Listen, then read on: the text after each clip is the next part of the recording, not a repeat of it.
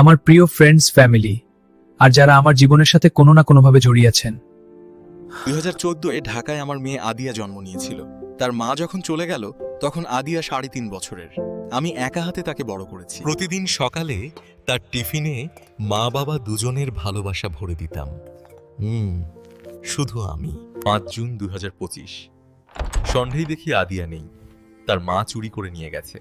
কোনো কথা নেই, কোনো ফোন নেই। কয়েকদিন আগে ফোনে তার মা নিজেই বলে ফেলল, বাট এটা তার আইডিয়া ছিল না। আমার মায়ের রিভার্স সাইকোলজি, গ্যাসলাইট। যে মহিলা আমাকে জন্ম দিয়েছেন কিন্তু কখনো একটা বন্ধুত্বও দেননি, শুধু নিয়েছেন, আজ তিনি আমার সবচেয়ে বড় সম্পদটাকেও চুরি করাচ্ছেন। আমি জানি কর্মফল কাউকে ক্ষমা করে না। এটা আমার, তার বড় ছেলের দীর্ঘ নিঃশ্বাস।